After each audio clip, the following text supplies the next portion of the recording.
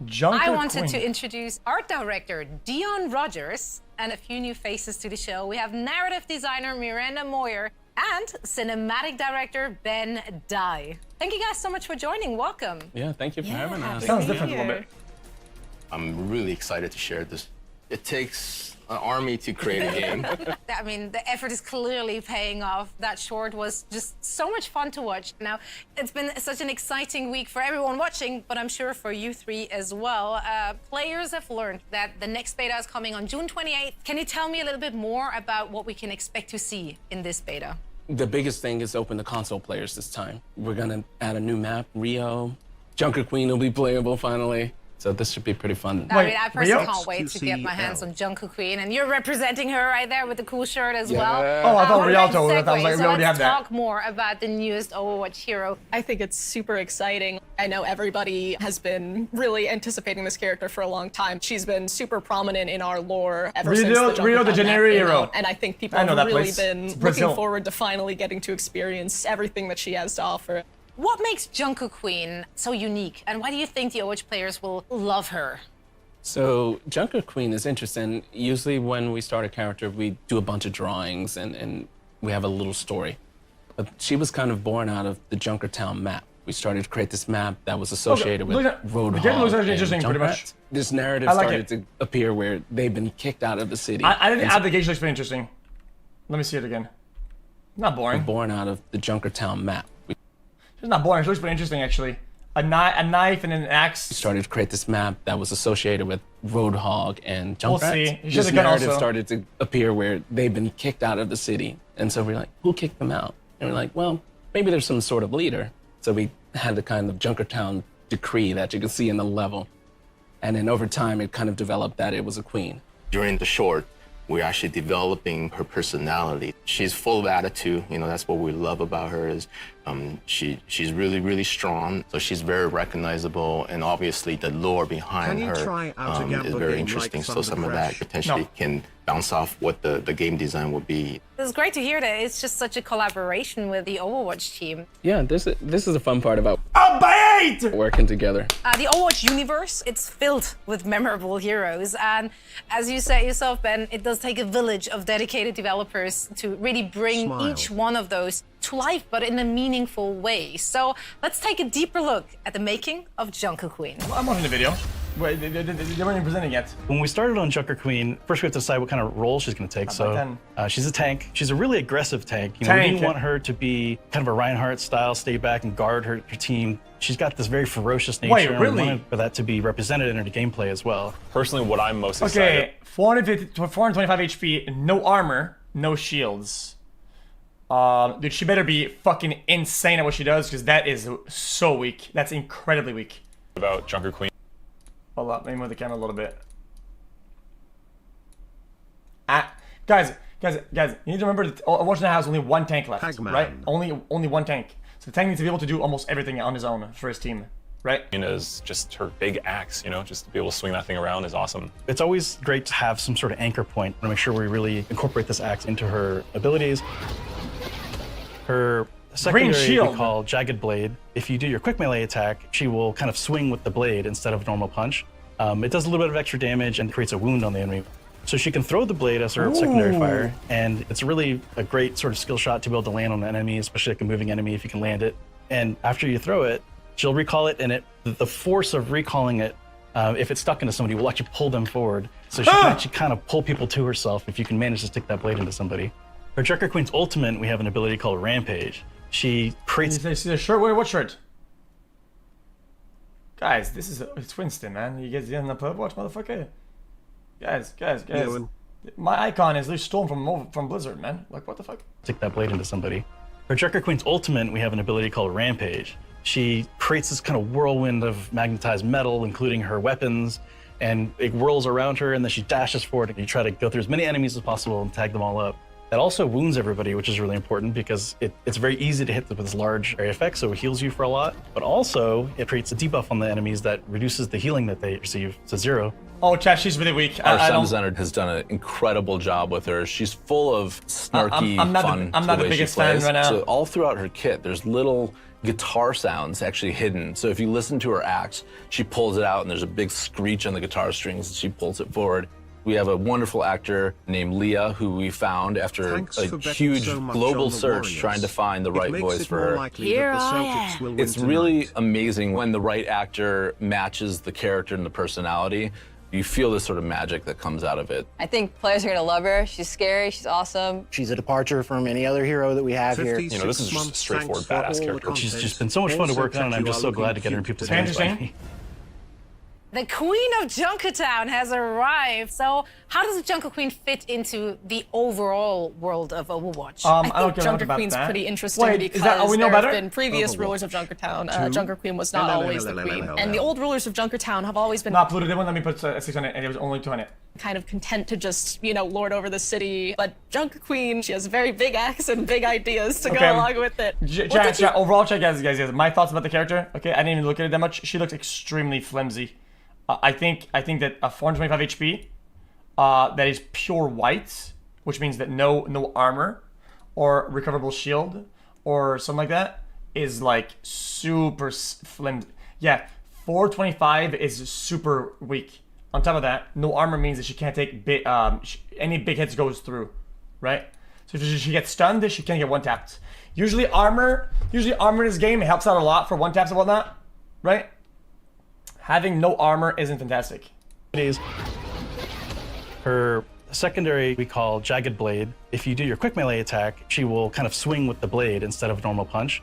It does a little bit of extra damage and creates a wound. It's 625. No, it's not. You look. It's 425. It's by overheal for some bullshit. I don't know what it is. Base HP means that if you get caught off guard at 425 without your where she has a command shout that gives so she can throw the blade as her secondary fire, and it's really a great sort of skill shot to be able to land on the enemy, especially like a moving enemy. What do you mean armor? You don't even. What do you mean armor? Armor's orange. And after you throw it, she'll recall it, and the force of recalling it, if it's stuck into somebody, will actually pull them forward. So she can actually kind of pull people to herself if you can manage to stick that blade into somebody.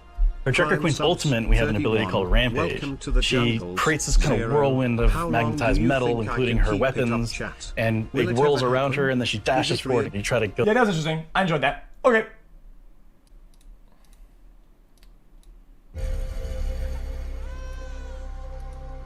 Take them out with the rest of the garbage. Let the wasteland deal with them. Mom? Dad? What's happening? Please let the kids stay, you monster. We fought in a war together, Mason. Don't Please! Don't leave us out here alone! Get out of my city! Hoggers.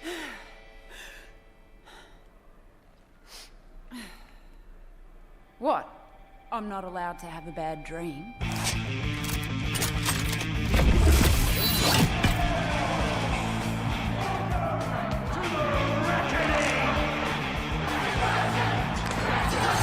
No Wastelander has ever made it to the reckoning before.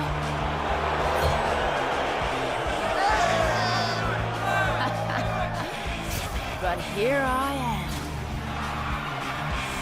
A free-for-all with zero rules.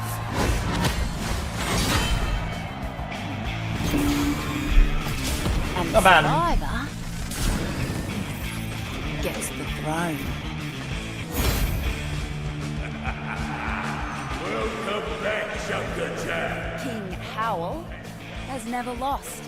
Not in 13 years of rule. On the battlefield. Not until today.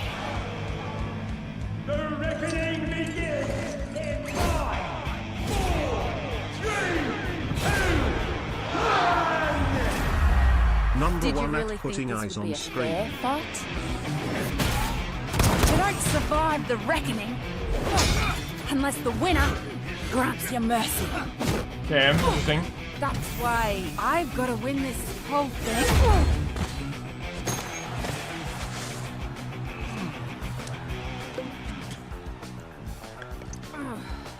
All right, let's get this started. I actually like that a lot. The mechanic of like throwing the knife and getting it back is actually kind of cool.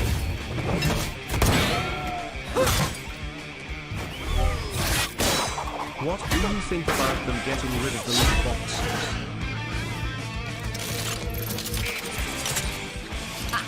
You're getting rid of the loot boxes, actually? So bad. So what's gonna be there instead?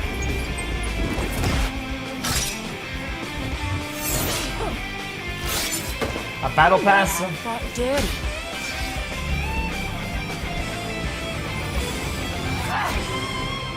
Like I said before, Hey chat, if you hear this, fuck you. I enjoy loot boxes. Come on, big boy. There again, I'm a degenerate gambler, but I enjoy them. I don't give a fuck. Target. This one. G'day, Mary. What are you smiling about? If you're smart enough to run the Tinkers, why are you working for this strong guy?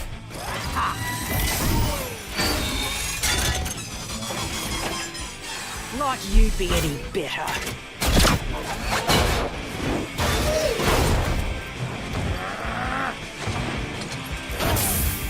What? What is the medic, man? At least I wouldn't shoot my friends in the back.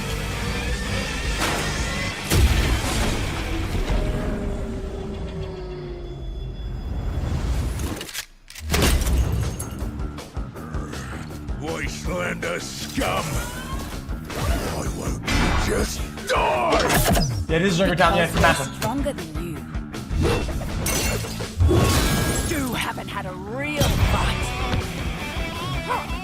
In 13 years, we had them every bloody day. It's a fucking brilliant cinematic. I'm the king. Of course, there'll be a little cringe dialogue. It's how it is. Okay. I own everyone here! Not in this arena.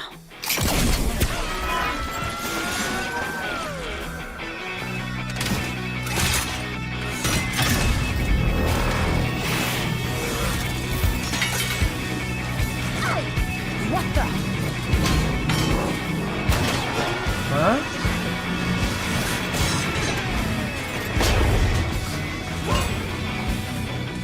This meathead has a bigger magnet? Figures.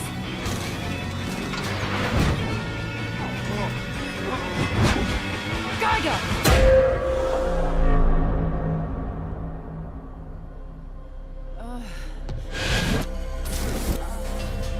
Yo. Dead?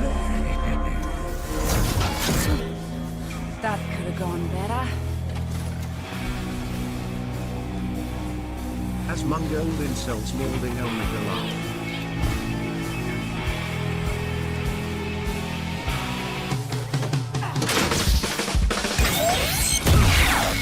What, they're teaming?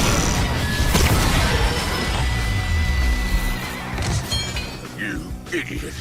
It's a free-for-all, motherfucker. What is this shit? No. Not today.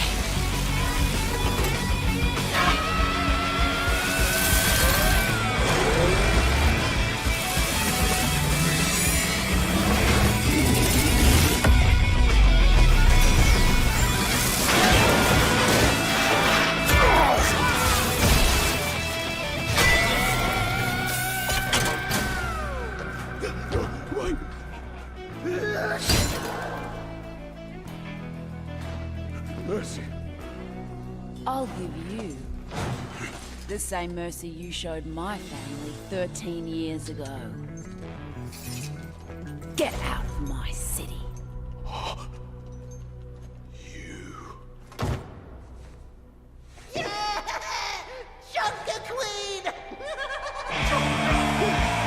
That's kinda cool. I enjoyed that. Well, that turned out all right, didn't it? But now they're probably wondering what sort of changes I'll make around here. Well, buckler, they're about to find out. This is the legend of the Dugout Queen! Watch your back, she's a hurt machine! Fuck the world since 17! She burned down with kerosene! It's pretty cool. I enjoyed it. Okay. Oh.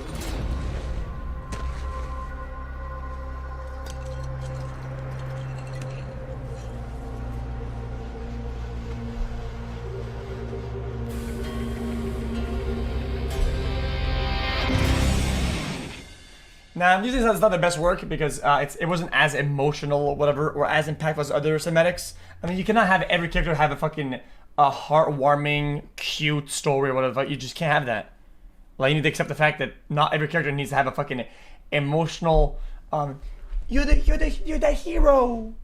Not anymore. You can't have that in every one of them. It's just like, I don't know why people expect that to happen.